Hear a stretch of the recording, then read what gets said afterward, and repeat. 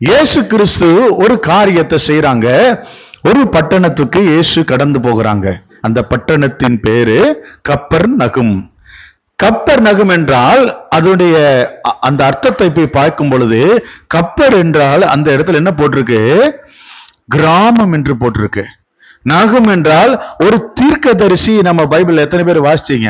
இப்ப பிள்ளைங்க சொல்லும் போது நாகும் தீர்க்கதரிசியை குறித்து வாசிச்சாங்க பாருங்க. இந்த தீர்க்கதரிசி வாழ்ந்த அந்த கிராமம். அல்லேலூயா. இந்த தீர்க்கதரிசி வாழ்ந்த கிராமம் தான் இந்த கப்பர்நகும். ஏன் இந்த கப்பர்நகுமுக்கு இயேசு போனாரு அப்படின்னு பாத்தீங்கன்னா, ஒரு காரியத்தை சொல்றேன், இது உங்களுக்கு ரொம்ப பிரயோஜனமா இருக்கும். இயேசு கிறிஸ்து எத்தனை வருடம் ஊழியம் செய்தார்? 3.5 வருடம், அவ்வளவுதான் ஊழியம் செஞ்சாரு. எருசலேம் இருந்தாரா, வேற எங்க இருந்தாரா? எருசலேம்ல ஆண்டவர் இருக்கல. எருசலேம்ல 2 தடவை தான் போயிட்டு வந்திருக்காரு. அதிகமாய் இயேசு இருந்த கப்பர்நகூம்ல தான் இயேசு இருந்தாராம். அதிக அற்புதமோ, அநேக சுகமளிக்கிற காரியமோ, அநேகர் விடுதலையாக்கினது, வியாதியில சுகமாக்கப்பட்டது இந்த கப்பர்நகூம்ல தான் நடந்திருக்கு. மத்தேயு 4:13 இயேசு கிறிஸ்து ஒரு காரியம் பாருங்க. இந்த கப்பர்நகூமுக்கு அடிக்கடி ஏன் போயிட்டு வந்தார் அப்படின்னா, அந்த வசனம் சொல்லுது, அவர் அடிக்கடி அங்க போயிட்டு வந்த காரியம் இல்ல, அவர் 3.5 வருஷமும் அதிகமாய் தங்கியிருந்த இடமே அதானா. அதுல எழுதியிருக்கு, கப்பர்நகூமிலே வந்து வாசம் பண்ணினார். அவரும் அங்க தங்கி இருந்திருக்காரு. அல்லேலூயா. இது ரொம்ப பிரயோஜனமா இருக்கும். நீங்க கொஞ்சம் கவனிச்சீங்கன்னா இது உங்களுக்கு யூஸ்ஃபுல்லா இருக்கும். அல்லேலூயா. இயேசுவானவர் எருசலேமுக்கு 2 முறை போனாரு. ஒரு முறை போய் ஆலயத்தில் விற்கிறவர்களை எல்லா காரியத்தையும் அடித்து நொறுக்கி காரியங்களை செய்து அவர் திரும்பி வந்தார். எருசலேமுக்கு போறது எப்படி போவார்னா, பண்டிகை நாட்கள்ல போவார். அந்த ஆலயத்துக்கு போய் சுத்திகரிப்பு வேலையை பார்க்க தான் போனாரே ஒழிய வேற எதற்குமே அவர் போகவில்லை. ஆனா அதிகமா அவர் இருந்த இடம்னு இந்த சரித்திரத்துல போட்டிருக்கு, கப்பர்நகூம்ல தான் அவர் அதிகமா இருந்திருக்காரு. ஏன் கப்பர்நகூம்ல இருந்தாரு நம்ம இன்னைக்கு பார்க்க போறோம். அங்க இருந்து நமக்கு தொடங்க போது நாம ஒரு சம்பவத்தை அங்க பார்த்திருக்கோம், வாசிச்சிருக்கோம். என்னன்னா, ஒரு நூற்றுக்கு அதிபதி அங்க இருக்கிறாரு. அவன் வேலைக்காரன் சுகமில்லாம இருக்கான், சுகமாக்க போறாரு. அங்க ஒரு காரியம் நடக்குது. நீ வர வேண்டாம், நீ என் வீட்டுக்கு வர்றதுக்கு பாத்திரம் அல்ல அப்படின்னு சொல்லி தான் விசுவாசத்தை தேவனிடத்துல வெளிப்படுத்துறான். இயேசு சொல்றான், நீங்க உங்க ஒரே ஒரு வார்த்தை விடுங்க, என் வேலைக்காரன் சுகமாயிருவான்றான். சொன்னபடி நீ போவான்வாரு, வேலைக்காரன் சுகமாயிருவான். இவர் வீட்டுக்கு வந்த உடனே வேலைக்காரன் சுகமாயிருப்பான். அது ஆச்சரியமாய் பார்ப்பாங்க. இங்க ஒரு காரியத்தை பார்க்க போறான். எதுக்காக இந்த நூற்றுக்கு அதிபதியுடைய காரியத்தை குறித்து நீங்க பார்க்கிறோன்றத நான் சொல்லும் பொழுது நீங்க கரெக்டா கவனிச்சீங்கன்னா இந்த காரியம் உங்களுக்கு அழகா புரியும். இந்த நூற்றுக்கு அதிபதியை ஏன் இங்க கொண்டு வர்றோம், சொல்ல போறோம்ன்றத உங்களுக்கு புரியும். சரியா? கப்பர்நகூமுக்கு இயேசு வந்துட்டு போறாரா, தங்கி இருக்கிறாரா? வசனத்தை வாசிச்சிருங்க. நாசரேத்தை விட்டு செபுலோன், நப்தலி என்னும் நாடுகளில் எல்லைகளில் இருக்கும் கடற்கரைக்கு எங்க இருக்கான், அருகான கப்பர்நகூமிலே வந்து இவரும் அங்க வந்து தங்கிட்டாரு. இந்த 7ஆம் அதிகாரத்துல இயேசு எங்க வர்றாருன்னு போட்டிருக்கு. லூக்கா 7ல இவர் எல்லா வசனங்களையும் சொல்லி முடித்த பின்பு இவர் கப்பர்நகூமுக்கு போறாரு. அடுத்த வசனம், அங்கே நூற்றுக்கு அதிபதியாகிய ஒருவனுக்கு பிரியமான வேலைக்காரன் வியாதிப்பட்டு மரண அவஸ்தையாயிருந்தான். அவன் இயேசுவை குறித்து கேள்விப்பட்ட போது, எப்ப கேள்விப்பட்டான்? முதல் வசனம் சொல்லுது, அவர் தம்முடைய வார்த்தைகள் எல்லாம் ஜனங்கள் காது கேட்க சொல்லி முடித்த பின்பு, எல்லாருடைய காது கேட்க அவர் சொல்றாரு. அந்த வார்த்தையை கேட்டவன் விசுவாசிக்கிறான். இன்னைக்கு வார்த்தையை கேட்கிற நீங்க விசுவாசிச்சா அற்புதம் நடக்கும். விசுவாசிச்சா மாற்றம் கொண்டு வருவார் கர்த்தர். விசுவாசிக்கிறவனுக்கு எல்லாம் கூடும். சரி, இந்த கப்பர்நகூம் என்ன காரியம் அப்படின்னு சொல்லி பார்க்கும் பொழுது, அது அந்த கப்பர்நகூம் கிட்ட கலிலேயா கடல் எத்தனை பேர் வாசிச்சிருக்கீங்க? பைபிள்ல வாசிச்சிருக்கீங்களா? கலிலேயா கடல். எந்த கலிலேயா கடல்ல, அது கடல் கிடையாது ஆக்சுவலா, அது ஒரு குளம். ஆனா கடல்னு அழைக்கிறாங்க. ஏன் கடல்னு அழைக்கிறாங்கன்னா, அந்த குளத்துல இருக்கிற மீன் கடல்ல இருக்கிற மீன் போல ருசியா இருக்குமா. இயேசு கிறிஸ்து காலத்துல மிக மிக அதிக ருசி உள்ளதான மீன் அந்த கலிலேயா கடல்ல இருந்து எடுத்தாங்களாம். அது என்னன்னா, எல்லாரும் கடல் அழைக்கிற அளவிற்கு ரொம்ப ருசியுள்ள மீன்களை அதுல இருந்து எடுத்தாங்களாம். அல்லேலூயா. போயிட்டேன்னு, இது இந்த மீன் இருக்கிறதுலயே நெய் மீனுங்க, விளைவிய அந்த ருசி உள்ளது அப்படின்னு நீ சொல்றதுக்குன்னு ஒண்ணு வச்சிருப்பீங்கல்ல, ஒரு விளைவு இருந்த மீன் ஒண்ணு இருக்கு பாருங்க. அது மாதிரி அவர் காலத்துல அந்த ருசியுள்ள மீன் அந்த குளத்துல இருந்துச்சான். இவங்க எல்லாரும் அத கலிலேய கடல் அழைச்சாங்களாம். ஏன்னா கடல்ல உள்ள டேஸ்ட் அந்த மீன்ல இருந்திருக்கு. இன்னைக்குன்னு பார்த்து நாங்க ஒரு மாதிரி பாஸ்டிங்ல வந்தோம் பாஸ்டர், நீங்க என்னடானா அந்த மீன் மீன் மீன் நெய் மீனை விட்டு ஏழை விட்டுக்கிட்டு இருக்கீங்கன்னு. அந்த மீன் இவங்க அந்த அந்த இடத்துல இருந்து அநேக இடத்திற்கு மீன் வந்து பிடித்து கொள்ளும்படிக்கு கொண்டு போகும்படிக்கு சில காரியங்கள் நடக்குது. இந்த மீன் பிடிக்கிறவங்களுக்கு ஒரு தலைவர் இருந்தாரு. இந்த மீன் பிடிக்கிறாங்க பாருங்க, இவங்களுக்கு ஒரு தலைவர் இருக்கிறாரு. அந்த மீன் சங்க தலைவர் பேரு யோனா. இந்த மீன் வயிற்றுக்குள்ள இருந்தார்ல, அவர் இல்ல. நீங்க உடனே யோனான்னு உடனே நேரம் அங்க யோசிச்சு அவரு கடல்ல போய் இதுல விழுந்தார்ல, மீன் கூட அவர் வாயில வச்சிருச்சா, அவரை சொல்லல. இவரு பேரு வேற, இந்த யோனா பேரு வேற. இந்த யோனா என்ன நடக்குது, அந்த மீன் பிடிக்கிறவங்க அந்த வியாபாரம் பண்றவங்களுக்கு ஒரு சங்க தலைவர் ஒருத்தருக்கிறாரு, அவர் பேரு யோனா. அந்த யோனா கப்பர்நகம்ல இருக்காரு. இவங்க என்ன செய்வாங்கன்னா, பிடிக்கிற மீனெல்லாம் இந்த கப்பர்நகமு கொண்டு வருவாங்க. கப்பர்நகம்ல இருந்துதான் இது வியாபார ஸ்தலத்துக்கு ஏற்றுமதி இறக்குமதி எல்லா இடத்திற்கும், ரோமபுரிக்கு எல்லா இடத்துக்கும் கொண்டு போவாங்க. இந்த யூதர்கள் இடத்துலதான் அந்த ரோமர்கள் வந்து விலை உயர்ந்த கருவாடுகளை வாங்கிட்டு போவாங்களாம். ரொம்ப ருசியுள்ளத அங்க பதப்படுத்தி வைத்திருந்த கருவாடை கப்பர்நகம்ல தான் இருக்குமா, இங்க இருந்து அங்க கொண்டு போய் கொடுப்பாங்களாம். அல்லேலூயா. இந்த ஏற்றுமதி காரியங்கள் அத்தனையும் அங்க நடந்துகிட்டு இருக்கு. இந்த சங்க தலைவர் பேர் என்ன சொன்னேன்? நோனாவா? யோனா. யோனாவுக்கு 2 பிள்ளைங்க இருந்தாங்க.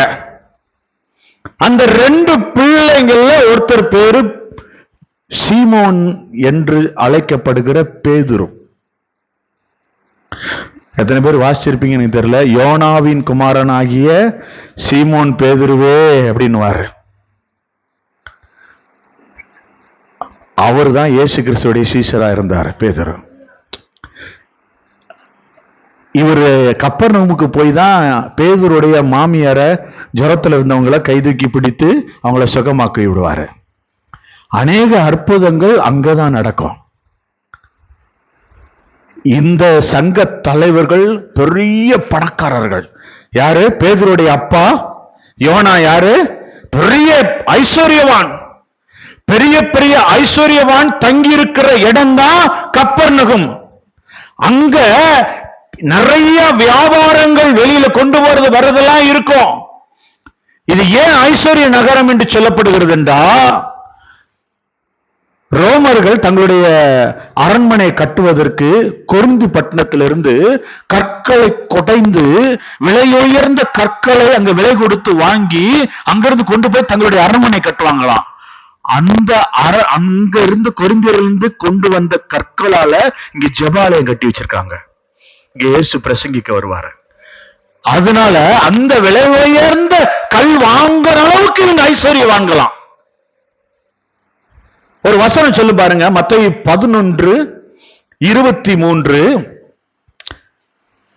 எவ்வளவு பெரிய ஐஸ்வர்யவான்கள் என்று அங்க போட்டிருக்கு பாருங்க.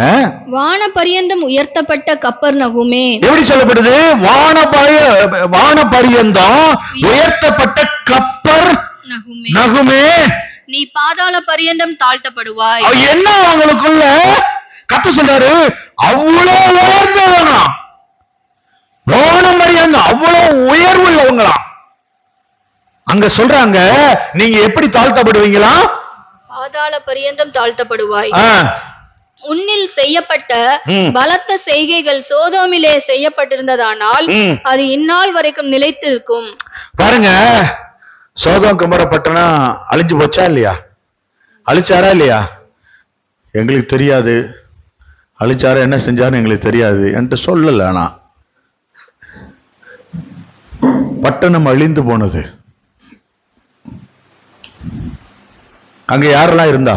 சோதம் பட்டணத்துல லோத்து இருந்தாரா? லோத்து மனைவி என்ன, உப்பு தூணா மாறினாங்களா? ஆண்டவர் என்ன சொன்னாரு, அந்த பட்டணத்தை விட்டு உன்னை வெளியே போகும்போது பின்னிட்டு பார்க்க கூடாதுன்னு சொல்லி கூட்டிட்டு போனாரு. யார் உப்பாக அந்த இடத்துல தூண்களாக மாற்றப்பட்டு இன்னைக்கு வரைக்கும் அந்த தூண் அப்படியே இருக்கான். எவ்வளவு மழை பெஞ்சிருக்கும், எத்தனை ஆயிரம் வருடங்கள் ஆயிருக்கும்.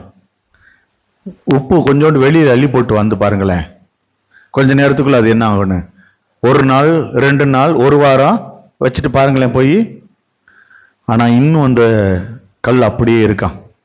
உப்பு நாய் கொஞ்சம் செதஞ்சு போய் பல 1000 வருடங்கள் தாண்டினபடினால இன்னும் இருக்கு. இன்னைக்கு பாருங்க, அங்க சொல்றாங்க, சோதோமுல அங்க நடந்த அருவருப்புகளை தேவன் குறித்து சொல்கிறாரு. அங்க இருக்கிறவங்கிட்ட நான் இந்த அற்புதத்தை செஞ்சிருந்தேன்னா அவங்க மனம் திரும்பி இருப்பாங்க, இந்நேரம் அந்த பட்டணம் உயிரோட இருந்திருப்பாங்க, எல்லாரும் அது அழிக்கப்படாம இருந்திருக்கும் நம்ம மத்தியில்ன்றாரு. இவங்க அவ்வளவு உயர்த்தப்பட்டவங்க, உயர்வு கண்டவங்க. இந்த பட்டணத்துக்குள்ள வியாபார ஸ்தலமா இருக்கிறதுனால பல இடங்கள்ல இருக்கிற 100க்கு அதிபதிகள் எல்லாம் வந்து அங்க வாடகை வீடு பிடிச்சு அங்க வந்து தங்கியிருப்பாங்களாம். அப்படி தங்கியிருக்கிறவர் தான் இந்த 100க்கு அதிபதி. இந்த 100க்கு அதிபதி என்ன குணமுள்ளவனா இருந்தாருன்னா, தாங்கிட்ட இருக்கிறவங்களை குறித்து கவலைப்படுகிறவனா இருந்தான். ஐஸ்வர்யவான், தாங்கிட்ட நிறைய போர் சேவர் இருக்காங்க. ஆனா அந்த வசனம் சொல்லுது, இயேசு குறித்து கேள்விப்பட்டு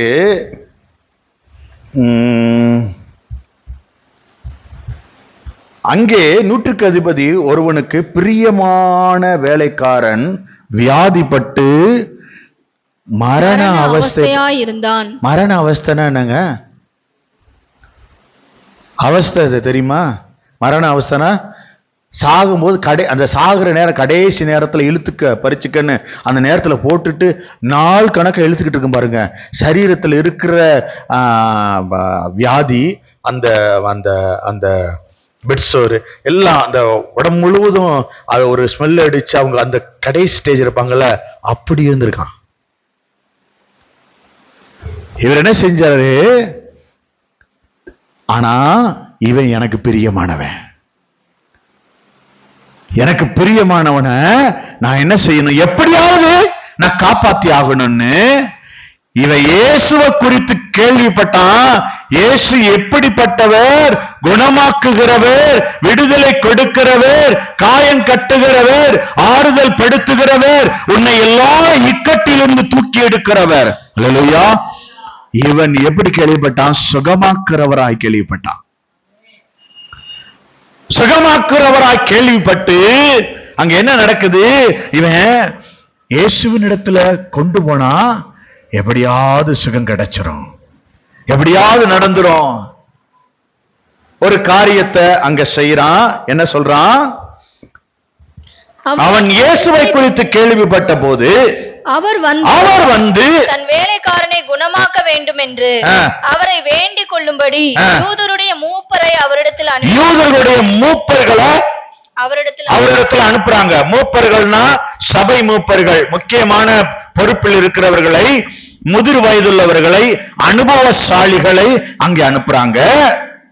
அவர்கள் இயேசுவினிடத்தில் வந்து அவரை கருத்தாய் வேண்டிக் கொண்டு, நீர் இந்த தயவு செய்கிறதற்கு அவன் பாத்திரனாய் இருக்கிறான். அவன் நம்முடைய ஜனத்தை நேசிக்கிறான், நமக்கு ஒரு ஜெப ஆலயத்தையும் கட்டினான் என்றார்கள். எப்படி அறிமுகப்படுத்துறாங்க? நமக்கு ஒரு ஜெபாலா கட்டியிருக்காரு. அப்படின்னா இயேசுவுக்கு ஒருத்தன் ஆலயம் கட்டுறான்னா அவன் இயேசுவ விசுவாசிச்சிருப்பானா மாட்டானா? சொல்லுங்க, நீங்க சொல்லுங்க. அவனுக்குள்ள விசுவாசம் அதிகமா இருந்திருக்கும். இயேசுவை குறித்து மேன்மையான காரியத்தை அவன் கேள்விப்பட்டிருப்பான். அதனாலதான் அவன் என்ன சொல்றான், இயேசு குறித்து கேள்விப்பட்டோன்னே சுகமாக்குறதுக்கு அவர்கிட்ட கொண்டு போனா சரியாயிடும். இவங்க சொல்றாங்க நமக்கு அவன் ஒரு ஆலயத்தை கட்டி கொடுத்திருக்கிறான். அப்படின்னா நான் உங்கள்கிட்ட சொன்னது புரிஞ்சுச்சா? பயங்கரமான வியாபார ஸ்தலம், அங்க நிறைய செல்வந்தர்கள் இருக்கிறாங்க, செல்வம் செழித்தோங்குது. அவங்கிட்ட இருக்கிறத ஜெப ஆலயம்னா என்ன, எப்படி இருக்கு? எப்படிப்பட்ட ஆலயம்? விலை உயர்ந்த கற்களை கொண்டு வந்து கட்டப்பட்ட ஆலயம். கப்பர்நகமில் உள்ள ஆலயம் ரெண்டு இதா இருக்குமா, 2 ரூம் போல, 2 ஹால் போல அப்படி இருக்குமா ஆலயம். அப்படின்னா அவ்வளவு பெருசா கட்டணும்னா நிறைய செல்வத்தை அதுல கொடுக்கணும். இவன் சொல்றான் நமக்கு ஒரு ஆலயத்தை கட்டி கொடுத்திருக்கிறான். விலை உயர்ந்த ஆலயத்தை, கற்களை கொண்டு வந்து, பணத்தை கொடுத்து கொட்டி அது கற்களை கொண்டு வந்து ஆலயத்தை கட்டியிருக்கான். அல்லேலூயா. அப்ப ஆலயத்திற்காக ஒரு பங்கு, ஒரு துளி நீ இந்த ஆலயத்துக்காக ஒரு வேலை செஞ்சிருந்தேனா, ஒரு விதை விதைச்சிருந்தேனா, இதுல இருக்கிற ஒரு பொருள் உன்னுடைய கர்த்தர் உன் கையில் உன் உழைப்பின் பலனால கொண்டு வந்தார்னா ஒரு நாள் கர்த்தரிடத்துல உங்களை பத்தி சொல்லுவாங்க. தேவ தூதர்கள் உங்களை பத்தி பேசுவாங்க. நீ எந்த ஆலயத்துக்கு கொடுத்திருந்தாலும் சரி, உன் கொடுத்ததை கர்த்தர் முன்னிலையிலே கட்டாயம் அறிவிக்கப்படும். அல்லேலூயா. அந்த காரியம் கர்த்தர் உன்ன இடத்துல திரும்ப அந்த பலனை கொடுப்பார். என்ன நடக்குது? அங்க சொல்லப்படுகிறது. சொல்லப்பட்டவன என்ன நடக்குது? அப்பொழுது இயேசு அவர்களுடனே கூட போனார். வீட்டுக்கு சமீபமான போது வந்துட்டார். பக்கத்துல நூற்றுக்கு அதிபதி தன் சிநேகிதரை நோக்கி, நீங்கள் அவரிடத்தில் போய், ஆண்டவரே, நீர் வருத்தப்பட வேண்டாம், நீர் என் வீட்டு வாசலுக்குள் பிரவேசிக்க நான் பாத்திரன். இவர்கிட்ட ஐஸ்வர்யம் நிறைய இருந்தது, இவர்கிட்ட வேலைக்காரர்கள் நிறைய இருந்தாங்க. ஆனா இவர்கிட்ட ஒரு சுபாவம் இருந்துச்சு. என்ன தெரியுமா? ஒரு தாழ்மையான குணம். நீர் எங்கிட்ட எங்க வீட்டுக்கு வர்றதுக்கு நான் பாத்திரன் அல்ல. ஆனா ஒரே ஒரு வார்த்தை சொல்லுங்க. அப்ப வார்த்தை எவ்வளவு நம்புறான் பாருங்க. இயேசுவின் வார்த்தை. நம்மளும் இயேசுவின் வார்த்தையை நம்பும் பொழுது கட்டாயம் அற்புதம் நடக்குங்க. இங்க வேலைக்காரரை குறித்து சொல்லப்படுது. வேலைக்காரருக்கு ஒரு துன்பம், மரண வியாதி, அவன் எப்படி போனாலும் கவலை இல்லைன்னு நினைக்கக்கூடிய உலகம். ஆனா அவனை குறித்து தனக்கு பிரியமானவன் சொல்லி இந்த நூற்றுக்கு அதிபதி அவனை குறித்து கவலைப்படுறான். ஒரு தங்கிட்ட வேலை பார்க்கிற ஒரு வேலைக்காரனை குறித்து கவலைப்படுறவன் தான் தேவனுடைய உள்ளத்தை அறிந்தவனா இருக்க முடியும். தேவனுடைய உள்ளத்தை அறிந்து தேவனுக்கென்று ஆலயம் கட்டி கொடுக்க முடியும். தேவனுடைய ஆலயத்தை குறித்து கரிசனை உண்டாகும். எத்தனை பேருக்கு புரியுது? அல்லேலூயா. ஏன்? ஒரு ஆத்துமா விலை மதிக்க முடியாதுல்ல, அதை குறித்து கவலை. நாங்க இந்த இங்கக்குள்ள ஒரு வீட்டுக்கு எங்களை பிரேயர் கூட்டு போனாங்க ஒரு 2 3 நாளைக்கு முன்னாடி. சனிக்கிழமையா எப்பப்பா? திங்கக்கிழமை நினைக்க, திங்களோ செவ்வாய் கூட்டு போனாங்க. அங்க போறோம், அவர் இறந்துருவாருன்னு சொல்லி நீங்க வீட்டுக்கு கொண்டு போங்கன்னு சொல்லிட்டாங்களாம். அவரை வச்சு என்னை ஜெபம் பண்ண சொல்றாங்க. இறந்துருவாங்க டாக்டர் சொன்னவரை கொண்டு வந்து இருக்காரு. எங்க அவரை பார்க்கும் போதே எனக்கு உடஞ்சிருச்சு. நான் தைரியப்படுத்திக்கிட்டு, ஆண்டவரே நாங்க ஜெபிச்சிட்டு போயிடுறோம். அவங்க எல்லார்ட்டையும் சொல்றேன். அவங்க அந்த அம்மாவோட மனைவிய ஒரு இன்ட்ரெஸ்ட் இல்லாம தான் உட்கார்ந்துருக்காங்க. ஏன்னா டாக்டர் முடியாதுன்ட்டாரு, எல்லாமே கைவிட்டாங்க, கொண்டு சும்மா வச்சிருக்காங்க. ஜெபம் பண்ண சொல்றாங்க. நானும் என் மனைவி போய் ஜெபம் பண்றோம். அவ ஜெபம் பண்றதுக்கு முன்னாடி ஆண்டவர் உணர்த்துறாரு. ஜெபம் பண்ணும்போது எப்படி ஜெபிக்கணும்? ஜென்ரலா ஜெபிக்கணுமா? பாரத்தோட ஜெபிக்கணுங்க. கண்ணீர் விட்டு கதறி நாங்கள் பாடல் பாடி துதித்து அழுது ஜெபித்தோம். ஜெபம் பண்ணி நாங்கள் அங்கிருந்து கடந்து வந்தோம். ஒரு 2 நாட்களுக்கு பின்பாக அந்த வீட்டில இருந்து ஒரு செய்தி வந்தது. அவர் உடம்பு நார்மல் ஆயிருச்சு, அவர் சுகம் பெற்றார்னு. இதை யாரால நம்ப முடியல? இவர் விசுவாசத்தோட அங்க போயிருக்காரு ஜெபம் பண்றதுக்கு. இருந்தாலும் கண்ணீர் விட்டத, உன் கண்ணீரை காண்கிற தேவன், உன் அங்கலாய்ப்பை காண்கிற தேவன். இங்க பாருங்க, யாரு பார்க்கலைனாலும் அவர் பார்ப்பாரு. இன்னைக்கு யாருக்காக இந்த நேரத்தை நீ தேவ சமூகத்துல வந்து எங்க அப்பாவை பார்க்க வந்திருக்கேன்னு உட்கார்ந்துருக்க பாரு. இன்னைக்கு கர்த்தர் சொல்றாரு, நான் உங்க அங்கலாய்ப்பை பார்க்கிறேன், உன் இருதயத்தின் காயத்தை பார்க்கிறேன், உன் வேதனையை பார்க்கிறேன். உன்னை கண்ணீரோடு விட போகிறது இல்ல, உன்னை நிந்தையோடு விட போகிறது இல்ல, உன்னை அவமானப்படுத்த முன்பாக உன்னை உயர்த்தி அழகு பார்க்க போறேன் என்று கர்த்தர் சொல்கிறார். அல்லேலூயா, அல்லேலூயா. கர்த்தர் பாருங்க, உங்களை கொண்டு வந்த நோக்கத்தை கட்டாயம் நிறைவேற்றுவார். அந்த காலம் வந்துருச்சுங்க, கர்த்தர் நடத்தக்கூடிய காலம். இன்னைக்கு கர்த்தர் சொல்றாரு, அந்த இடத்தை நீ கொஞ்சம் கவனிச்சு பாரு. அவன் கவலைப்பட்டான் வேலைக்காரனுக்காக, கவலைப்பட்டான். நான் ஒரு சம்பவத்தை இந்த வேலைக்காரனை குறித்து கவலைப்பட்டான். ஏன் வேலைக்காரனுக்காக கவலைப்படுறான், அதோட காரியம் என்னன்னு சொல்லி ஒரு சம்பவத்தை எடுத்து வந்தேன். அந்த சம்பவத்தை சங்கீதத்துல இந்த அம்மா சொல்லிட்டு இருக்காங்க, எலியேசரை பத்தி. அவர் யாரு? ஆபிரகாமுடைய வீட்டு வேலைக்காரர். ஆபிரகாமுக்கு குழந்தை இல்லாதனால ஆபிரகாம் என்ன செஞ்சாரு, அந்த வேலைக்காரனை ரொம்ப நேசிச்சாரு. ரொம்ப நேசிச்சதுனால தன்னுடைய எல்லா காரியத்திற்கும் அவன் அதிபதி ஆக்கலான்னு நினைச்சுக்கிட்டு இருக்க நேரத்துல கர்த்தர் தரிசனமாகி, நான் உனக்கு ஒரு குமாரன் தருவேன் அப்படின்னு சொல்லி ஒரு தீர்க்க தரிசனத்தை கொடுத்துட்டு போறாரு.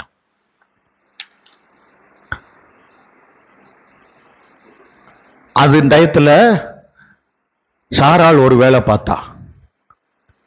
தங்கிட்ட வேலை பார்க்கிற ஒரு வேலைக்காரியை கொண்டு வந்து யாருக்கு கட்டி கொடுக்கிறா?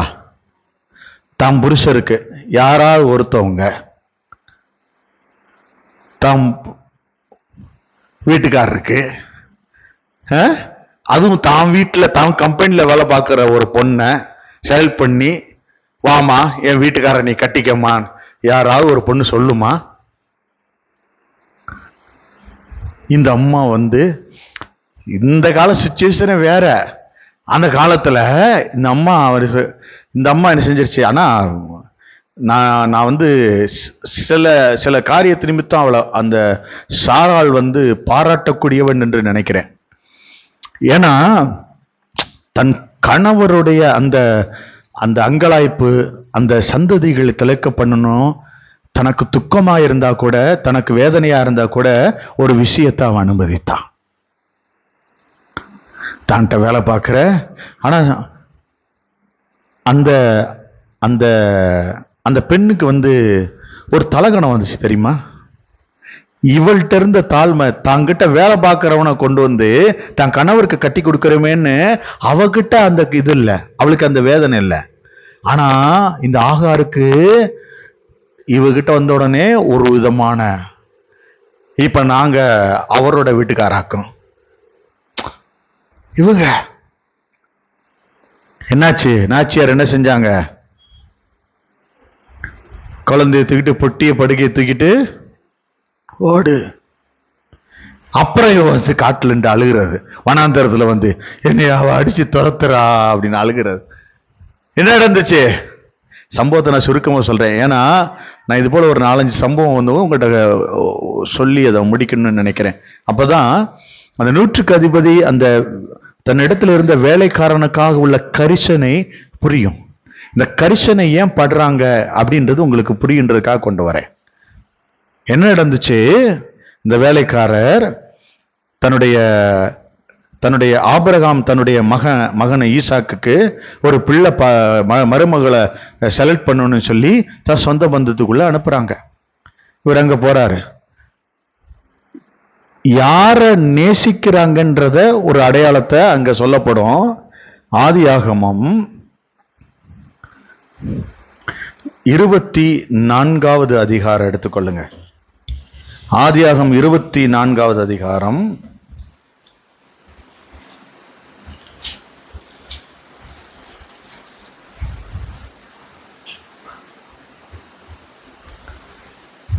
1-2 வசனம் வாசிங்க. ஆபிரகாம் வயது சென்று முதிர்ந்தவனானான். கர்த்தர் ஆபிரகாமை சகல காரியங்களிலும் ஆசீர்வதித்து வந்தார். அப்பொழுது ஆபிரகாம் தன் வீட்டில் உள்ளவர்களில் வயதில் மூத்தவனும் தனக்கு உண்டான எல்லாவற்றிற்கும் அதிகாரியுமாகிய தன் ஊழியக்காரனை நோக்கி, நான் குடியிருக்கிற கானானியருடைய குமாரத்திகளில் நீ என் குமாரனுக்கு பெண் கொள்ளாமல்.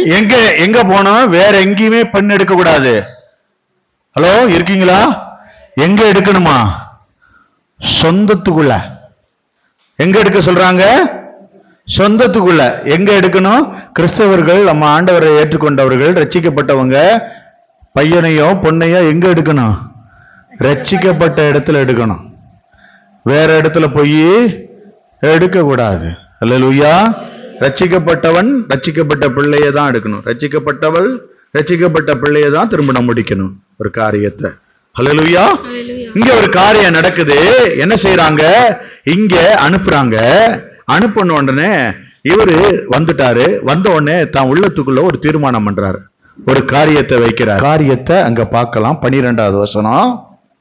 என் எஜமானாகிய ஆபிரகாமுக்கு தேவனாய் இருக்கிற கர்த்தாவே, இன்றைக்கு நீர் எனக்கு காரியம் சித்திக்க பண்ணி என் எஜமானாகிய ஆபிரகாமுக்கு தயவு செய்தருளும். ஏன் தெரியுமா இவனை செலக்ட் பண்ணாரு? தான் எஜமானுக்காக இந்த வேலைக்காரன் ஜெபிக்கிறவனா இருந்தான். நீங்க கவனிச்சு பார்த்தீங்கன்னா, இவன் ஜெபிக்கிறவன், தனக்குள்ள ஜெபிக்கிறவன், உள்ளத்துக்குள்ள ஜெபிக்கிறவன், மன்றாடுகிறவன், இருதய கதவுகளை பூட்டி தேவனிடத்துல மன்றாடுகிற ஒரு ஜெப வீரனாய் அவன் இருந்தான். உங்களுக்குள்ள அப்படி அனுபவம் இருக்கா? உங்க முதலாளிக்காக நீங்க ஜெபிக்கிற பழக்கம் உண்டா? உங்கள் தாய் தகப்பனுக்காக ஜெபிக்கிற பழக்கம் உண்டா? உங்க ஊழியக்காரருக்காக ஜெபிக்க பழக்கம் உண்டா? ஊழியக்காரருக்காக நீங்க என்ன செஞ்சணும்? ஜெபித்து கொள்ள வேண்டும். இவர் என்ன செஞ்சாரு? தன்னுடைய எஜமானுக்காக தன் உள்ளத்திலே ஒரு ஜெபத்தை ஏறெடுக்கிறாரு. ஆண்டவர் யாருன்னு அவன் அறிந்திருந்தான். இந்த வேலைக்காரன் அங்க கவனிச்சு பாத்தீங்கன்னா, என் எஜமானாகிய ஆபிரகாமுக்கு தேவனாயிருக்கிற கர்த்தாவே. உள்ளுக்குள்ள கூப்பிடாம பாருங்க. ஆபிரகாமின் தேவனும் ஈசாக்கின் தேவனும் யாக்கோபின் தேவனாகிய சேனைகளின் கர்த்தா. இவன் அழகா முதல்ல ஆபிரகாமின் தேவன் என்று அழைக்கிறான். இவன் சொல்லிறான், இன்றைக்கு நீர் எனக்கு காரியம் சித்திக்க பண்ணி என் எஜமானாகிய ஆபிரகாமுக்கு தயவு செய்தருளும். உங்க ஜெபம் உங்க முதலாளிக்கு தயவு பண்ணும்படிக்கு கர்த்தரிடத்துல கேட்கணும். உங்க முதலாளிக்கு கர்த்தர் தயவு பண்ணார்னா நீ சுகமா வாழ்ந்திருப்ப. ஏன் உங்க முதலாளிகள், உங்களை ஆளுகிறவர்கள் முரட்டுத்தனமா இருக்கிறாங்க? நீங்க அவர்களுக்காக ஜெபிக்காதனால. ஏன் நிறைய பேர் நம்ம கிட்ட ஆக்ரோஷமா வர்றாங்க? நம்ம கிட்ட பேசும் பொழுது ஏன் சண்டை போடுறாங்க? ஏன் இந்த காரியம் இருக்குன்னா, நீங்க அவங்களுக்காக ஜெபிக்காதனால. நீங்க ஜெபிக்கும் பொழுது அவர்கள் உள்ளத்தை கர்த்தர் மாற்றி வைப்பார். இவன் உள்ளத்துக்குள்ள ஜெபிச்சான். யாருக்காக? தன்னுடைய எஜமானுக்காக. இவன் சொல்றான் 13ஆம் வசனத்துல, இதோ நான் இந்த தண்ணீர் துறவண்டையிலே நிற்கிறேன். இந்த ஊராருடைய பெண்கள் தண்ணீர் மொள்ள புறப்பட்டு வருவார்களே. நான் குடிக்க உன் குடத்தை சாய்க்க வேண்டும் என்று நான் சொல்லும் போது குடி என்றும் உன் ஒட்டகங்களும் குடிக்கும்படி வார்ப்பேன் என்றும் சொல்லும் பெண் எவளோ அவளே நீர் உம்முடைய ஊழியக்காரனாகிய ஈசாக்குக்கு நியமித்தவளாய் இருக்கவும். அவரை செலக்ட் பண்றாங்க. எப்படி இவர் ஜெபம் பண்றாரு ஏசப்பாட்ட, இங்க பாருங்க, நீங்க எப்படி ஜெபத்துல கேட்கறீங்களோ அதை ஏசப்பா கொடுக்க போறாரு. விசுவாசிக்கிறீங்களா? நீங்க எப்படி கேட்கறீங்களோ அப்படி கொடுப்பாரு. இவங்க என்ன செஞ்சாங்க, இவர் கேட்கிறாரு, நானும் என் ஒட்டகமும் அங்க வந்திருக்கோம், உனக்கு தண்ணி கொடுக்கிறேன், உன் ஒட்டகத்துக்கு தண்ணி கொடுக்கிறேன்னு எவ சொல்றாளோ அவதான் என் எஜமானுடைய மகனுக்கு மனைவியா போறான்னு சொல்றாங்க. அல்லேலூயா. அந்த அடையாளத்தை அவர் சொல்லிட்டாரு. இந்த சம்பவத்தை அவங்க வாசிக்கும் பொழுது, இவ தண்ணி மொள்ள யார் வர்றா? ரெபெக்காள் வர்றா. தண்ணி மொண்டுட்டு வர்றா, உள்ள இறங்கி எடுத்துட்டு வர்றா. வரும்பொழுது இவன் எலியேசர் இங்க இருந்து ஓடி போறான். ஒட்டகத்தை புள்ள இழுத்துக்கிட்டு, கிட்டத்தட்ட 6-7 ஒட்டகத்தை இழுத்துட்டு ஓடுறான். நான் சொல்றது ஒரு 6-7, அவன் எத்தனை கொண்டு போனான்னு தெரியல, இழுத்துக்கிட்டு ஓடுறான். ஒரு ஒட்டகம் எவ்வளவு தண்ணி குடிக்கும் தெரியுமா? ஒரு 8 குடம் 10 குடம் தண்ணி குடிக்கும். ஒரு 6-7 ஒட்டகத்தை அவர் இழுத்துட்டு போய் நிக்கிறாரு. முதல்ல இவர் குடிக்கணும். கொஞ்சம் தண்ணி மோந்துட்டு வாங்கன்னு சொன்னா, குடிக்கிறது தனியா, டம்ளர் இல்லையா, சக்கில் வேணுமா, குடிக்க தண்ணி கேட்டதுக்கு தெரியாம கேட்டேன், இனிமே கேட்க மாட்டேன் சொல்ற அளவுக்கு ஒட்டகம் முழுவதும் குடிக்கத்தக்கதான தண்ணீரை ஒரு ஒரு ஒரு ஒட்டகம் 8 குடம் தண்ணி குடிக்குது. பேசுறது புள்ள நாங்க, இவங்க புள்ள தண்ணி குடிச்சிட்டு இருக்காங்க ஒட்டகம் மாதிரி.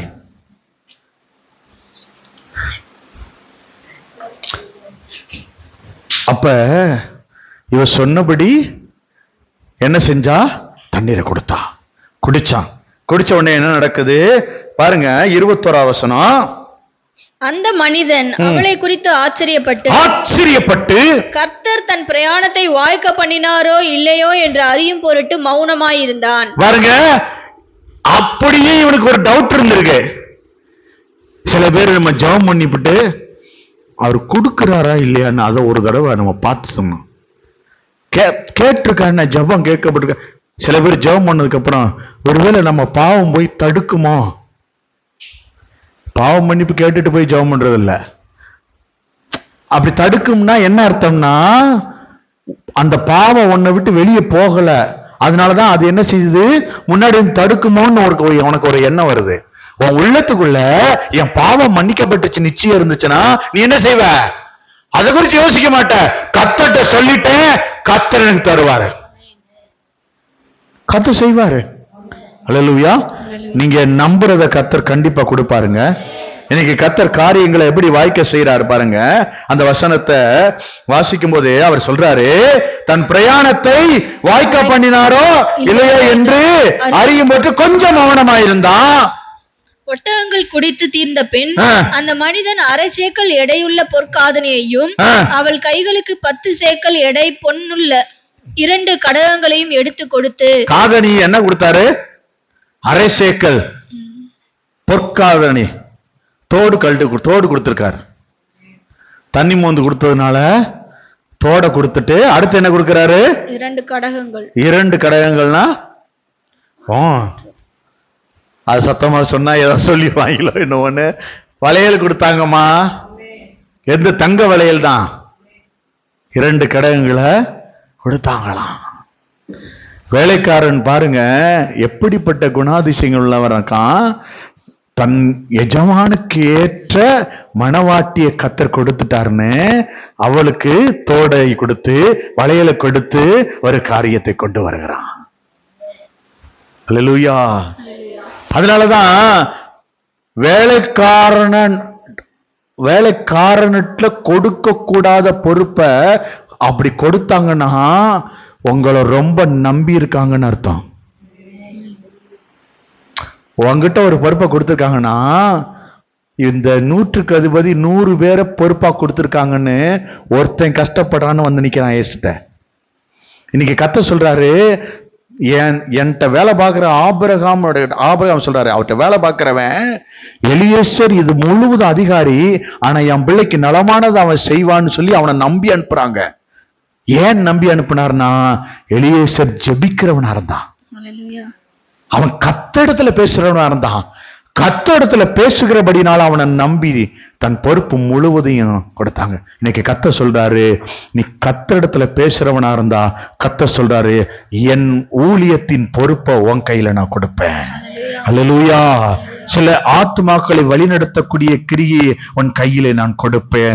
விசாரணைக்காரனாய் சரியா செய்கிறவனாய் ஒரு காரியத்தை சொன்னா அது முழுசும் கரெக்டா முடிச்சிடணும். அது அறகுறையா இருக்கக்கூடாது. அல்லேலூயா. அதை செய்து முடிக்கிறவனாய் காணப்பட வேண்டும். இரண்டாவது ஒரு மனிதனை குறித்து அந்த இடத்துல சொல்லப்பட்டிருக்கிறது. அதே அதிகாரத்துல 27வது வசனம் வாசிங்களேன். என்ன செஞ்சாரு?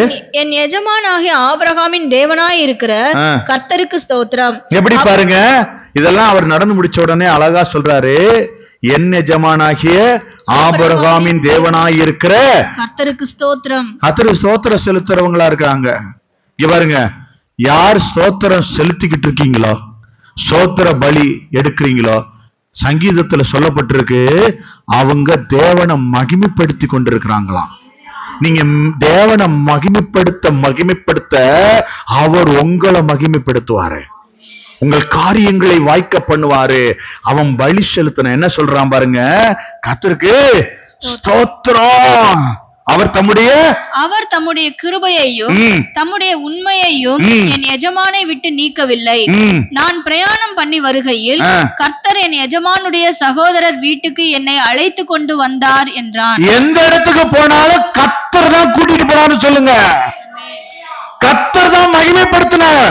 நீங்க கர்த்தரை மகிமைப்படுத்தி கொண்டே இருந்தீங்கன்னா கர்த்தர் தம்மை மகிமைப்படுத்துவதற்கு உங்களை பயன்படுத்துவாரு.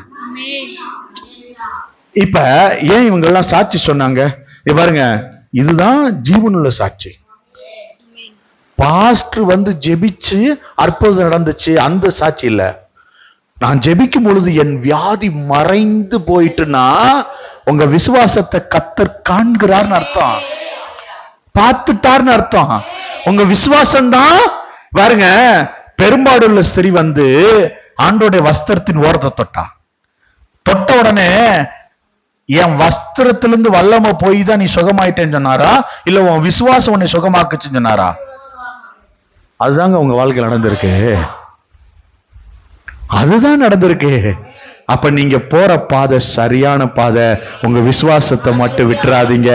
கர்த்தரை தேடுங்க, கர்த்தரை மகிமைப்படுத்துங்க, கர்த்தரை நீங்க உயர்த்த இல்ல சிஸ்டர் சொன்னாங்க, கவனிச்சீங்களா? இல்ல என் ஆண்டவரை நீ சுகமாக்குறவர். அதான் கர்த்தர் பார்த்தாரு. என்ன நம்புறேல, அப்ப நான் சுகமாக்குவேன் தானே, அதை நீ சொல்லு. என் ஆண்டவரை நீ சுகமாக்குறவர் நீ சொல்லு. என் ஆண்டவர் என் கடன் அடைக்கிறவர் நீ சொல்லு. என் ஆண்டவர் என்னை விடுவிக்கிறவர் நீ சொல்லு. கர்த்தர் சொல்றாரு, என் பிள்ளைய நான் தான் விடுவிப்பேன், என் பிள்ளைய மீட்டெடுக்கிறதுக்கு நான் இறங்குவேன் என்று கர்த்தர் சொல்கிறார். சில இடத்துல கர்த்தர் உயர்த்தணுங்க. நாம உயர்வை தேடி தத்தளிக்க கூடாது. கர்த்தர் நீங்க ஸ்தோத்திர பலியிட்டு மகிமைப்படுத்த கர்த்தர் சொல்லுவாரு. அதே இடத்துல கர்த்தர் உங்களை உயர்த்துவாரு. ஆதியாகமம் 24:35 வாசிங்க. கர்த்தர் என் எஜமானை மிகவும் ஆசீர்வதித்திருக்கிறார். எப்படி சொல்றான் பாருங்க. அவன் வாயிலிருந்து வர்றதெல்லாம் கர்த்தர் என் எஜமானை ஆசீர்வதித்திருக்கிறார். என் எஜமான பெரிய பணக்காரன்னு சொல்லல, என் எஜமான கர்த்தர் ஆசீர்வதிச்சிருக்காருன்னு. உங்களை பார்த்து உங்களை சூழ்ந்து இருக்கிறவங்க, உங்களை சுத்தி இருக்கிறவங்க, உங்களை பார்க்கிறவங்க, தூரத்துல பேசுறவங்க, உங்களை நிந்தையா பார்த்தவங்க சொல்லணும், கர்த்தர் என்ன உயர்த்திருக்காருன்னு. அந்த மகளை கர்த்தர் தான் உயர்த்தினாரு. அவள் தருத்திரியா. ஒருத்தவ சொன்னா ஞாபகம் இருக்கா அவங்களுக்கு? நான் வந்து திரும்ப எருசலேமுக்கு வந்துட்டேன், ஆனா முன்னாடி என் பேரு வேற, இப்ப என் பேரு வேற. டக்குன்னு சொன்னாங்க பாருங்க. கரங்களை தட்டி ஆண்டவர் மகிமைப்படுத்துங்க. யாரவ? நகோமி. முன்னாடி நான் மொட்டையா தான் சொன்னேன். முன்னாடி எனக்கு ஒரு பேரு, பின்னாடி வரும்பொழுது எனக்கு ஒரு பேரு. நான் முன்னாடி நகோமியாய் போனேன், நான் இப்பொழுது மாறாளாய் கசப்புள்ளவளாய் திரும்பி வந்தேன். அவ சொன்னா. கர்த்தர் கேட்டார். எருசலேமுக்கு வந்த கர்த்தர் பார்த்தாரு. இன்னைக்கு அங்கலாய்ப்போட கண்ணீரோட தத்தளிப்போட இருக்கியா? கர்த்தர் உன்னை பார்க்கிறாரு. உன் கசப்பை மாத்தணும்னு பார்க்கிறாரு. உன் வாழ்க்கையில கலந்திருக்கிற கசப்புகளை இயேசு மாத்த தீர்மானம் பண்ணி இருக்கிறாரு. அந்த அந்த அந்த கசப்பை வெளியே எடுக்க போறார். அல்லேலூயா. கர்த்தர் அதை சொல்லுகிறார் இன்றைக்கு. அந்த அதான் ஒரு பாஸ்டர் சொன்னாரு, வாலிப பிள்ளைகள் இல்ல வாலிபர்கள் ஜெபிக்கணும். எப்படி ஜெபிக்கணும்னா, நகோமி போல எனக்கு மாமியார் வரணும்னு ஜெபிக்கணுமா.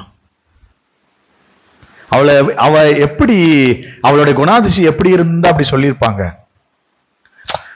மகன் செத்துட்டான், மருமகளை பார்த்து சொல்றாங்க, நீ போய் வேற ஒரு கல்யாணம் முடிச்சு சந்தோஷமாயிரு, இனிமே என்கிட்ட பிள்ளைக்கு வழி இல்லை அப்படின்னு சொல்லி அவ அழகா அனுப்புறா, உங்க அப்பா அம்மாட்ட போயிருன்னு. ஆனா ரூத் என்ன செஞ்சா? போகல. நான் அவங்க கூட தான் இருப்பேன்னா.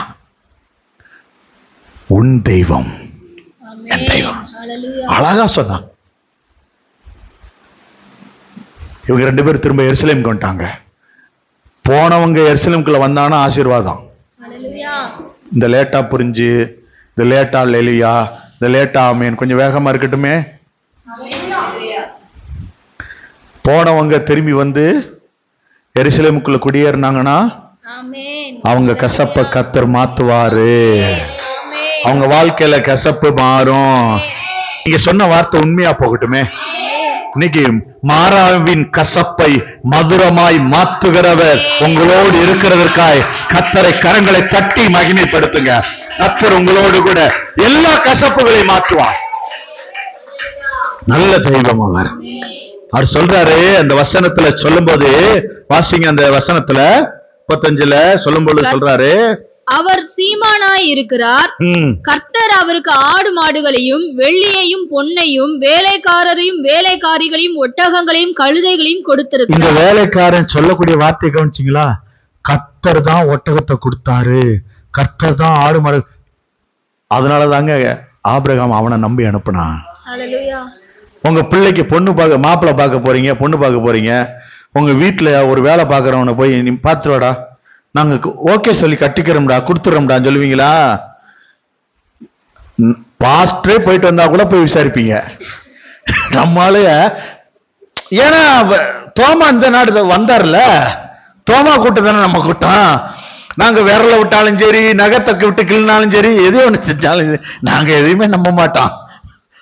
தோமாவோட கூட்டம் புள்ள அவர் அறிவிச்சு சத்தியம் தானே நம்ம எல்லாருக்கும். பாஸ்ட் போய் அருமையான தம்பி அவரு அப்படின்னு சொல்லுவாங்க, நாங்க விசாரிச்சுக்கிறோம். இங்க பாஸ்ட் அனுப்பி விட்டுட்டு, ஏங்க அவர் விசாரிச்சா போதுமாங்க, நம்ம பங்குக்கு போகணுமா? நீ தெண்டமா சாப்பிட்டு வீட்டுல உட்காந்துருக்கிய, போய் விசாரிச்சுட்டு வாப்போ அப்படின்னு அவரை அனுப்பிச்சு அவர் அழுதுகிட்டே போவார். இங்க இருந்து பாஸ்டே சொல்லிட்டான்னு ஒத்துக்க மாட்டாங்க இல்லையான்னு. அல்லேலூயா.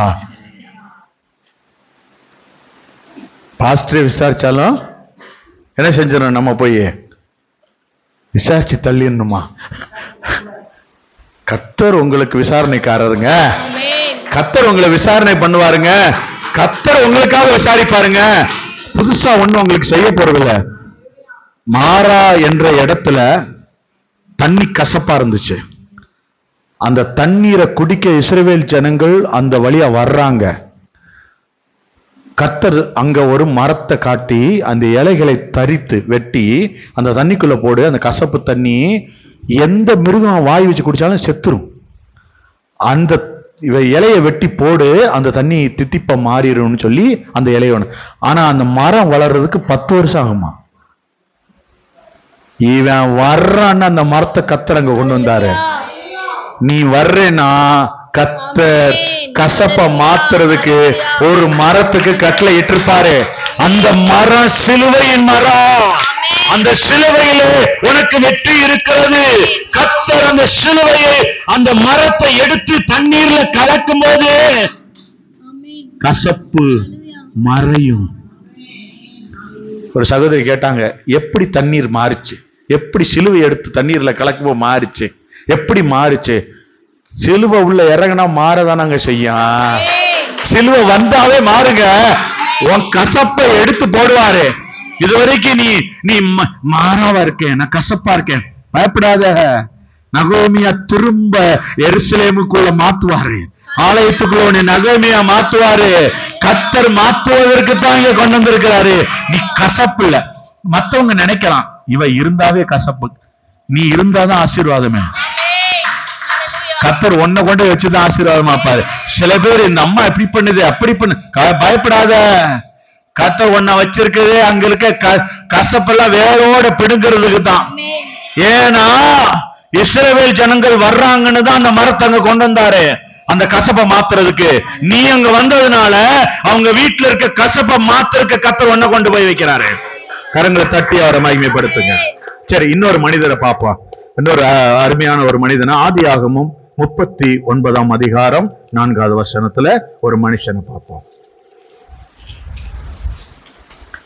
யோசேப்பினிடத்தில் தயவு வைத்து அவனை தனக்கு ஊழியக்காரனும் தன் வீட்டுக்கு விசாரணைக்காரனுமாக்கி தனக்கு உண்டான யாவற்றையும் அவன் கையில் ஒப்புவித்தான். எப்படி மாத்திட்டாங்க? யோசேப்ப எடுத்துட்டீங்களா? எல்லாரும் ரொம்ப யோசனையா இருக்கீங்களே. 19:4 எடுத்துட்டீங்களா? எடுத்துட்டீங்களா? சரி, மறுபடியும் இன்னொரு முறை வாசிங்க, எல்லாரும் கேட்கிறபடி. யோசேப்பினிடத்தில் தயவு வைத்து. ஏன்னா யாரு எங்க கொண்டு வந்தாங்க? எகிப்துக்கு வந்துட்டாரு. எகிப்துல யாரு? பார்வோனுடைய பிரதானியின் தலைவனுக்கு அதிபதியாகிய போத்திபார். அவர் வீட்டுல வேற வேலை கொண்டு விடுறாங்க. இங்க என்ன நடக்குது வாசிங்க. யோசேப்பினிடத்தில் தயவு வைத்து அவனை தனக்கு ஊழியக்காரனும் தன் வீட்டுக்கு விசாரணைக்காரனுமாக்கி. எப்படி மாத்தினாரு? இன்னொரு முறை வாசிக்க சொல்றேன், அப்பயா பதில் சொல்லுங்க, வாசிங்க.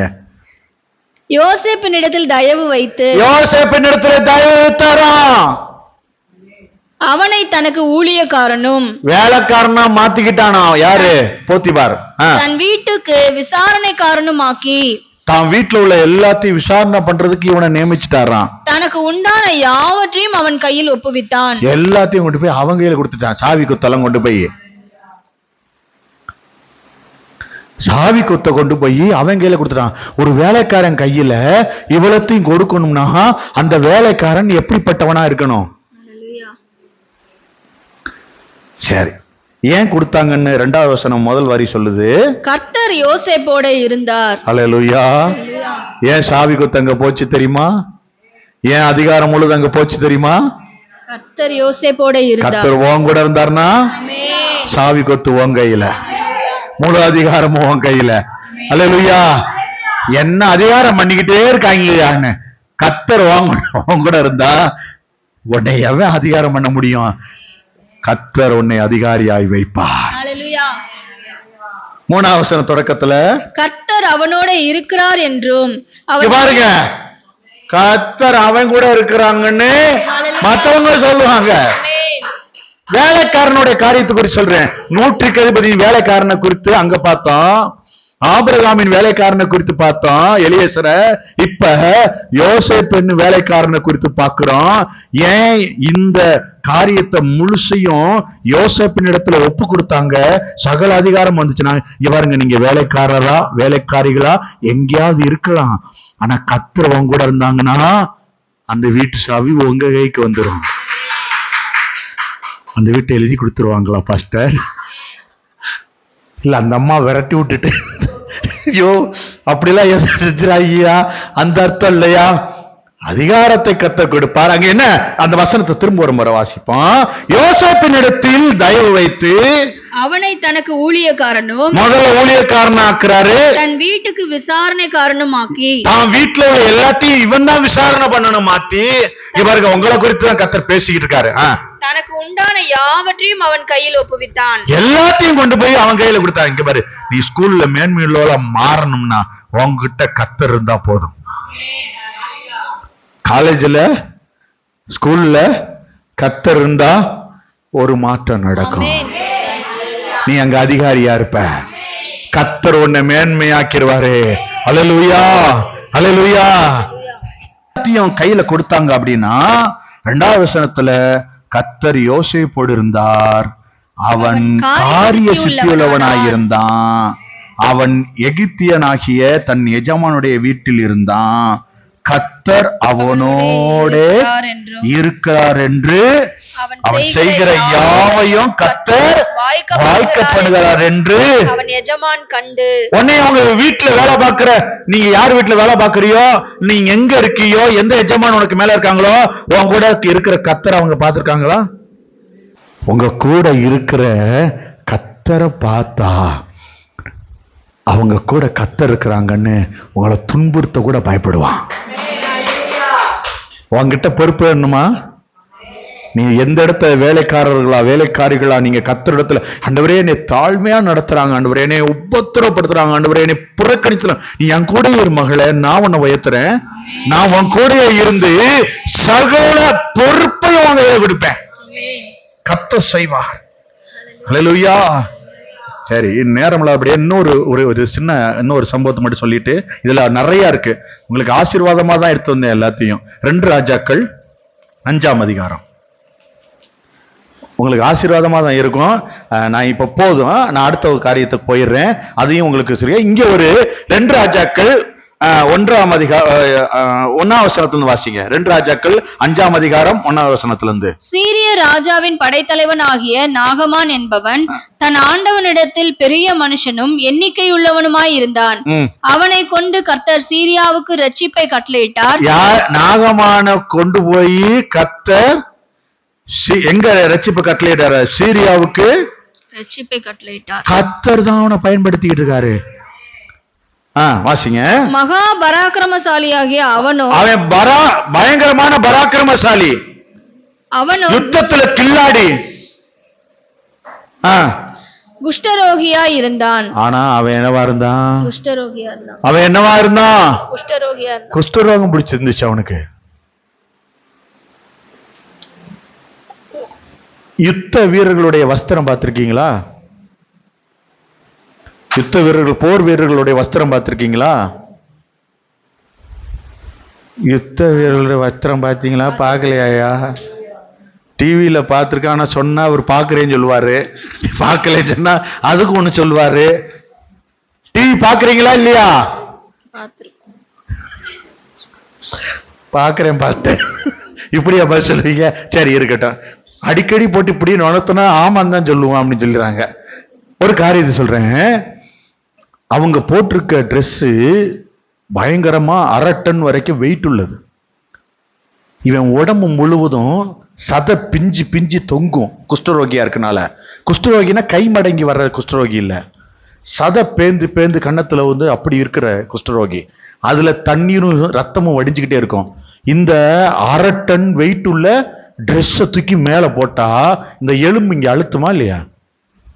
இந்த ஷோல்டர்ல இருக்கிற தொங்கக்கூடிய அந்த வெயிட், இரும்பு வெயிட்ட உடம்புல தொங்கும், அழுத்தும், காயத்துல இருந்து தண்ணீர் எதுவும் ஊத்தும், வாடையா அடிக்கும். இந்த குஷ்டரோகம் அப்படி கொடூரமானது. இப்படி இருந்த ஒரு காரியத்துல இந்த இந்த இந்த வியாதி பயங்கர கொடுமையான வியாதியில அந்த மனுஷன் இருக்கான். அப்போ ஒரு காரியம் நடக்குது. வாசிங்க 2வது வசனம். சீரியாவிலிருந்து தண்டுகள் புறப்பட்டு இஸ்ரவேல் தேசத்திலிருந்து ஒரு சிறு பெண்ணை சிறைப்பிடித்து கொண்டு வந்திருந்தார்கள். ஒரு இஸ்ரவேலுக்கு போய் ஒரு சிறைப்பிடிச்ச ஒரு சின்ன பெண்ணை கொண்டு வந்துட்டாங்க.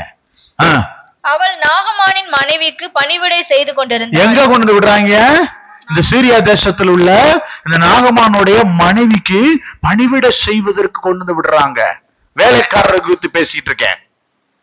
அல்லேலூயா. வாசிங்க. அவள் தன் நாச்சியாரை பார்த்து, அங்க எஜமானனை பார்த்து சொல்றா, ஆண்டவன் சமாரியாவில் இருக்கிற தீர்க்கதரிசியின் இடத்தில் போவாரானால் நலமாயிருக்கும், அவர் இவருடைய குஷ்டரோகத்தை நீக்கி விடுவார் என்றாள். எப்படி பாருங்க, ஒரு ஒரு ஒரு ஒரு ஒரு வீட்டுக்கு வேலைக்கு போயிருக்கா. அந்த வீட்டுக்கு வேலைக்கு போனவ இவள்கிட்ட இருந்த கிரியை நீங்க பாத்தீங்களா? இயேசு சுகமாக்குவார் என்பத தான் வேலை பார்க்கிற வேலை முதலாளிக்கு சுகம் இல்லைன்னு இவ போய் அந்த காரியத்தை அறிவிக்கிறா. எத்தனை பேருக்கு நமக்கு கரிசனை இருக்கு? நம்ம நம்ம நம்ம என்ன செஞ்சோம்? அவங்க வீட்டுக்கு போனோடனே அவங்களா மாறிக்கிறோம். எதுக்கு இந்த பொழப்பு? நம்ம போனோடனே ஏங்க அவங்களுக்கு ஏத்தபடி மாறிக்கிட்டா நீங்க கர்த்தரை ஆராதிக்கிறதுக்கு எதுங்க அடையாளம்? உலகத்துல போனோடனே பாவம் செஞ்சுக்கிறது, ஆலயத்துக்கு வந்தோடனே கர்த்தருக்கு முன்னாடி பரிசுத்தவான்களா நிற்கிறது. பிரயோஜனம்? கர்த்தர் எப்படி கிரியை செய்வார் நினைக்கிறீங்க? அங்க போனோடனே உங்க வஸ்திரம் மாறிடுது, உங்க பேச்சு மாறிடுது, உங்களுடைய வேலை காரியத்துக்கு ஏற்றபடி நீங்க அங்க இருக்க காரியத்தைப்படி பொய் சொல்லக்கூடிய சுச்சுவேஷன் வருது, பொய் சொல்றீங்க. கர்த்தர் என்ன பார்க்கிறார், நான் உண்மையா இருப்பேன், உண்மையா இருந்தேன். இந்த மக எங்க ஆண்டவர் சுகமாக்க வல்லவர்னு இவ போய் சொல்றான். ஒரு தீர்க்கதரிசி இருக்காரு, அவர் ஜெபம் பண்ணாருன்னா சுகம் அடைவாங்க. உங்க முதலாளிகள்கிட்ட போய், நீங்க வேலை ஸ்தலத்துல வேலை பார்க்கிறவனத்துல போய், இயேசு அப்படி அற்புதம் செய்கிறவர், சுகமாக்குற, கொன்னு போட்டா அப்ப என்ன நடக்க போகுது? ஒருத்தவங்கிட்ட போய் நீங்க இயேசு பத்தி சொல்றதுனால ஒண்ணு அவன் வேணும்வா இல்ல வேணான்னுவான். வேணான்னா போயிட்டே இருக்கான். வேணும்னா அவன் வாழ்க்கை மாறப்போகுது. கர்த்தர் ஒன்ன கொண்டு வந்து நாகமான மீட்டெடுக்க அந்த சிறுபனை கொண்டு போனது போல ஒன்ன வச்சு உன் எஜமானனை சந்திக்கிறார்னு அர்த்தம். சந்தர்ப்பம் வாய்த்தாலும் வாய்க்காவிட்டாலும் சுவிசேஷத்தை ஜாக்கிரதையா சீக்கிரம் அதை அறிவிக்க வேண்டிய இடத்துல அறிவிச்சிரு. உங்களுக்கு வாய்ப்பு கிடைச்சிச்சுன்னா யாருக்கு நீங்க சொல்லணும்னு நினைக்கிறீங்களோ அவங்க இடத்துல சொல்லிருங்க. நம்ம கடமை முடிஞ்சிடும். விதைச்சிட்டா ஒரு நாள் நீர் பாய்ச்சப்படும். விளைய செய்கிற தேவனாலே எல்லாம் ஆகும். அல்லேலூயா. ஒரு நாள் மீட்டெடுத்து கொண்டு வருவாங்க. ஒரு பெரிய மாற்றம் உண்டாகும். பாருங்க, அந்த வேலை செய்கிறவர்களை குறித்ததான காரியத்தை 3 இடத்துல சொல்றேன். ஒன்னு ஆபிரகாமுடைய காரியம், இந்த 100க்கு அதிபதியின் காரியம், 2வது ஆபிரகாமின் காரியம், 3வது யோசேப்பின் காரியம், இந்த இடத்துல 4வது இந்த சிறு பெண்ணை குறித்து அவ சமாரியாவில் உள்ள தீர்க்கதரிசியாகிய எலியாவை குறித்து காரியங்களை சொல்லுகிறான். எங்க சபைக்கு வந்தா இயேசு சுகம் கொடுப்பாருன்னு சொல்லணும். எங்க சபைக்கு வந்தா இயேசு உங்க வாழ்க்கையை மாற்றுவார்னு சொல்லணும். ஏங்க, உங்ககிட்ட மாற்றம் இல்லைன்னா எப்படிங்க மத்தவங்க கிட்ட வரும்? உங்களை பார்க்கும் பொழுது நீங்க உலகத்துக்கேத்த வேஷம் தரிச்சிட்டீங்கன்னு வச்சுங்க, உலகத்துக்கேத்த நம்ம வாழ்க்கையை மாத்திக்கிட்டேன்னு வச்சுங்களேன், நீங்க அங்க போனோடனே உலகமா இருக்கிறீங்கன்னா யாரு உங்களை பார்த்து இயேசுவை தெரிஞ்சுக்குவா? உங்களை பார்த்து எப்படி இயேசுவை கண்டுபிடிப்பாங்க? ஏன்னா நீங்க இயேசுவை அறியல. அதனாலதான் உங்க வேலை ஸ்தலத்துல சொல்ல தைரியம் இல்ல. யார பார்த்தாலும் இயேசு குறித்து உங்களை காப்பாற்றுவாரு, இயேசு விடுதலையாக்குவாரு உங்களால சொல்ல முடியல.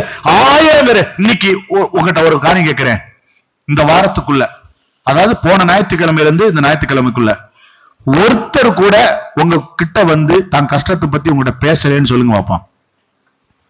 ஒருத்தர் கூட போன வாரம் ஞாயிற்றுக்கிழமையில இருந்து ஞாயிற்றுக்கிழமை வரைக்கும் யாருமே என்கிட்ட பேசல, அவங்க கஷ்டத்தை வந்து சொல்லலைங்க என்கிட்ட, சொல்லுங்க பாப்போம்.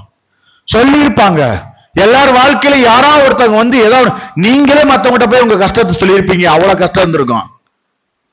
நீங்க சொல்ல வேண்டிய இடத்துல சொல்லாம மத்தவங்கிட்ட போய் கஷ்டத்தை சொன்னா எப்படி மாறும்? அவ சொல்லி கொடுக்கிறா, நீங்க ஆண்டவர் தீர்க்கதரிசியின் இடத்துல, ஊழியக்கார இடத்துல போய் ஜெபம் பண்ணுங்க, இயேசு உங்களுக்கு சுகம் கொடுப்பாரு.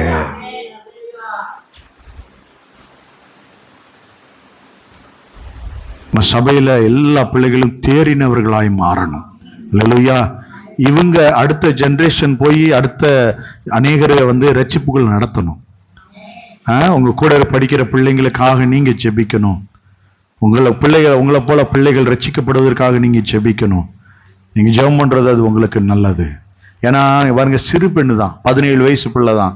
ஆனா அவ அங்க போய் என்ன செஞ்சா, ஒரு நாகமான தன் எஜமானுடைய வியாதியை கண்டு இஸ்ரவேல் அந்த சமாரியா தேசத்திற்கு அங்க கொண்டு போக வச்சு அங்க நாகமானுக்கு சுகம் கிடைச்சிச்சு. அவன் எவ்வளவு மகிழ்ச்சி அந்த குடும்பம் மாறி இருக்கும். உங்களால அந்த சந்தோஷத்தை உங்க எஜமானுக்கு நீங்க கொடுக்கணும். அல்லேலூயா, அல்லேலூயா. இன்னொரு 100க்கு அதிபதி இருக்கிறாரு, கொர்நேலியுன்னு, அப்போஸ்தலர் நடவடிக்கைகள் இருக்காரு. அவர் எப்படிப்பட்ட குணாதிசயம் உள்ளவர்னு அதையும் எடுத்துட்டு வந்தேன், நேரம் இல்ல. அந்த கொர்நேலியு தரிசனம் காண்றவனா இருந்தான். நூற்றுக்கு அதிபதி. இயேசு குறித்து அவன் அவ்வளவு ஆழமா வாஞ்சை உள்ளவனா, சத்தியத்தை கேட்கிறவனா, ஞானசானம் எடுக்கிறவனா, கர்த்தரை வாஞ்சையோடு தேடுகிறவனா இருந்தான். பெந்தகோஸ்து நாளில நடந்தது போல அவங்க மேல கர்த்தர் வல்லமையை ஊத்தினார். அல்லேலூயா. இன்றைக்கு அந்த காரியம் ஒரு பெரிய அழகான ஒரு சப்ஜெக்ட் இருக்கு. அழகா சொல்லலாம். உங்களோட சேர்ந்து அவன் பாருங்க, கொர்நேலியு நூற்றுக்கு அதிபதி பேதுரு வீட்டுக்கு வர்றாருன்னு தன்னுடைய நண்பர்கள் எல்லாரையும் வீட்டுக்கு கூப்பிட்டு வந்தானா. உங்க வீட்டுக்கு பிரேயர் வைக்கணும் வந்தா என்ன செய்யணும்?